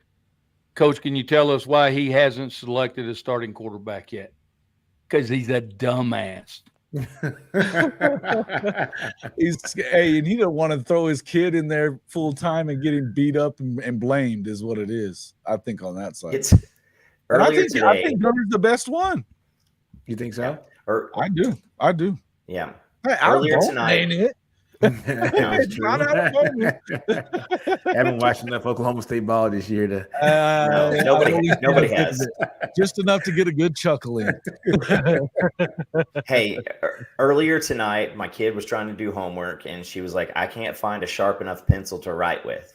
And I looked at all 3, and none of them had more than 3 letters in it. That's what Gundy looks like when he's walking in that quarterback room. They don't have a sharp pencil, and you're just tossing, and you can't run, and you've got somebody from a junior high football team that leads your defense now. So that's crazy. It is, and I think that as soon as OU gets out, every single other team in the Big 12 is going to over recruit his ass, and they're going to have a hard time because. It's there's the relevancy is going to disappear. They're trash. Yeah, look, if you weren't having a hard enough time recruiting in Oklahoma. Now OU goes to the SEC. Forget it. That's going to be a few teams. So I mean, like look Yeah. at Texas Tech. Yeah. You know, pulling Micah Hudson here the other night, and we're like, all right. Bro, that's a big move, though. I think Joey's a good coach, man. He is, but you know, it's going to be hard to to sell to these kids now that Can at least they they keep him didn't if he wins? Can they keep him from Texas A&M? Yeah, they've got the money. Yeah, that's Tech does not have the money. No, Yeah, they do. Stop. Yes, they do. Yes, Oh, they do. that oil money is Yes, oil they money's do. kicking Yeah. right now. You see the gas prices? That's Yes, not they an do. oil school, bro. That is not an oil school. Hey, It's not an oil school. It's the alumni. The alumni has the money. Yeah, they got the That's bread. They don't have the same bread that A&M has, man. Come on. Oh no, they got A&M or Texas bread, but they got bread. No, but they got bread. Oh no, well yeah, but come I don't on. think anybody got It's- their bread. The got bread's a enough little bread. bit stale, boys. The bread's a little SMU. stale. The milk's gone bad. I think it's hard. They got enough bread for two, maybe two top tier guys, right? That rumor, like a couple years ago, which wasn't a rumor about Quinn maybe going to Texas Tech or Texas, like he visited, like that was real, like that was real. They had the money. It's that a was weird real. legitimacy, but it was legitimate. That was real. But you know what, guys, going back and I've watched Tech for since I live right here by them, and I've watched them for years and years, and I know when the Pirate was there, they had some really good quarterbacks. I've slowly seen a decline in quarterback play there at Texas Tech, and what's the kid's name now? Slaw or what? Yeah, Shuck. Yeah, I don't think he's the guy. He's not it. He's a dude from Oregon, right? Shuck. The transfer Okay. from Oregon. I don't think he's the guy. He's not the guy. But I really do. For them to be good, for them to be really good, they've got to have a decent quarterback. I mean, because they're not going to get the players that the rest of the schools get. And so they need to have a good quarterback. I mean, everybody needs a good quarterback, but they especially need one, in my opinion. Well, and I mean, they've got 2, 3 Elite 11 finalists coming right in behind him. I don't know why. The guy that they got, what's his name? That's the backup right now. It just escaped me. I'm gonna pull him up. For who? They haven't played anybody. I was trying to go Backup. back. He hadn't really got to play, but he lit up Okie Light last year. I mean, until it got out. Yeah, I think he got hurt too. But I think that he looks. But Baron Morton is who it is. He's a good player. Man. He's a good player. And then that kid that they got that lit up Elite 11 this year, that they said Caleb Williams and Michael Penix were like, damn. He just had like a 10, 12 touchdown game last week. Oh, yeah, that's the kid who, but it was in a loss, too. He had like 800 yards or something in a loss. Insane, right? 800 freaking yards. Yeah. We were texting behind the scenes, me, Jay, and Ty about that. You know what's funny is Texas Tech hasn't had a decent quarterback since Mahomes left. That's crazy. Not one. Tech hasn't had one? Probably not. Because I don't think that Shucks it, but I think that Baron Morton's pretty good, and then that kid that's coming in behind him is going to be pretty good too. I just don't know that I believe in that offensive coordinator so much, and I know they love him out there, but he keeps getting these guys hurt. There's something about the way they're doing protection or something. And Joey is a freaking defensive coach. They're actually playing a lot better defense than they normally do. Hell, they had a guy in the top 10 of the draft last year. That is true. And their defense has been pretty stout this year, to be honest. It's been a lot better, but again. Yeah.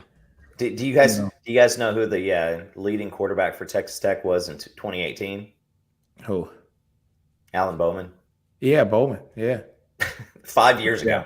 Again, we just talked about that guy. Sucks. Wow. 5 years He can't ago. he can't win the job from Gunnar Gundy. It's I mean, I don't get it's just bad. Well, But technically, Mike is sleeping with one of the quarterback's moms anyway, so it kind of Fair. makes it. That's tough. Donovan Smith was I'm just saying, if you think about it, when you think about it, one of those quarterbacks' mamas getting banged by Gundy, so it's kind of that's a tough conversation to have. Yeah. I would say something. I'm just not gonna say it. Yo. Tell me my baby's starting tomorrow. Yeah, he's starting, baby. Oh, He's my starting. God. If he wants to go back to that location. I love it. Damn, Jay, that was hard, brother. I'm in. I like it. Am I wrong? You ain't Please lying. tell me I'm wrong. You ain't like, yeah, I was like, what the I don't know, hell? man. I don't know if maybe he can't get it up no more because he ain't getting it up for his team. So I don't know. I'm Now just we're really, saying. Hey. now we have gone off the ledge here, folks. We have really gone off the ledge here. We're talking shit like on another level. It's fun. It's fun. Yeah, and Hank Donovan Smith threw for 12 touchdowns and 8 interceptions. Yeah. I will question your did the damn thing perspective. 1,500 yards. Yeah. Where's he at now? He's at U of H, right?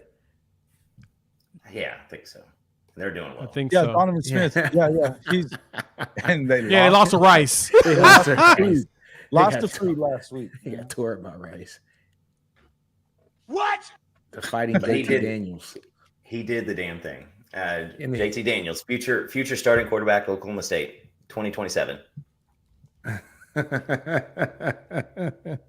His presidential campaign. Hey, He's- man, he's- it is what it is. JT I love Daniels. it. I love it. JT Daniels is He's running for office. oh, His ass beat Texas. Wasn't it Shuck that beat Texas? No, No, that was Donovan Smith. it was Donovan. Okay, Yeah, it was well, he's Donovan. definitely the best athlete that they had there. Yeah. He was Yeah. definitely a better athlete, no doubt. But didn't they beat OU last year too at the same time? Shuck got him. Shuck got Oh, him. Shuck. Okay, that's right. Damn, we done got tore by some garbage. bullshit. Hey, I'm gonna tell you Dog. this, bro. I've seen that field goal since then. It went through. My only defense is, hey man, we had a backup in. Yeah, that's in card play. It is what it is. He's in Purdue getting his ass whooped. You know what I'm saying? So it is what it is. It wouldn't have mattered. Oh anyway. man, y'all are hilarious. All right. Here we go. All right. Looks like man, folks, I really appreciate everybody coming in. Nino, we've enjoyed having you on the show, man. You're It's gonna have to always come fun. back, Yeah, man. brother. Come back It and was hang out with fun. us, man. It's always It was fun. a lot of fun. All right. So what we're gonna do, we're gonna go ahead and get out of here on this one. Go around the table and let everybody know where they can find you. Start off with you there, Jay. Oh yeah, last one in, first one on the stage. You can find me on Fair Sports. Search for me on YouTube. I ain't got a toothbrush here yet, but for the most part, I do have a cot in the back. So this is my other home anyway. So y'all know where to find me. I know everybody in the chat anyway. That's right. And Coop's right there with them. Hey, Coop, you about to start doing your own videos and stuff on there too, huh? Let's start pumping them out. yeah, I can't go within 500 yards of a school or be trusted to do my own videos. No, I've started doing a little bit. We've been doing it members only, taking a look at PWOs. That's my brother. Sorry. I was reading something. I got a brother And, like that. Yeah. But we've got some, I've been doing more in the guest list. I think we got Nigel tomorrow night. So if you want to hop on, we're going to have Nigel Smith, and then we have a special visitor on Wednesday next week, and that's where I'll leave it there. Tell him, Shawty. Tell him. Well, what do you say, Texas? Hopefully, I know. This is Shawty, man. He's a former UGA receiver. Yeah, he's on the Protect the Hedges podcast, and he's got another one too. Hey man, these guys are fun. Coach I and them. Have you seen them on Fan Addict Sports Network? Good dude, man. He's busting your chops for sure. It's all good. Yeah, It's all good. he We does got that. this. Don't talk. Hey, the good thing is y'all see each other next season, so we can really have conversation. Yeah. We're gonna have fun. Yeah, Shawty Parker, man. That's our boy. That was All right. That's the homie. If you Tell drop him how any, to find if you you there, drop any- Nino, so he can come look for your page, man. Yeah, man. Go to YouTube, and it said, so my YouTube is Nino's Corner Sports. Twitter is just Nino's Corner. Wednesday nights, me, Jay, Ty, Steven, Chris with a K, SEC Connect. Every Wednesday at 7:00 at night. So tune in, man.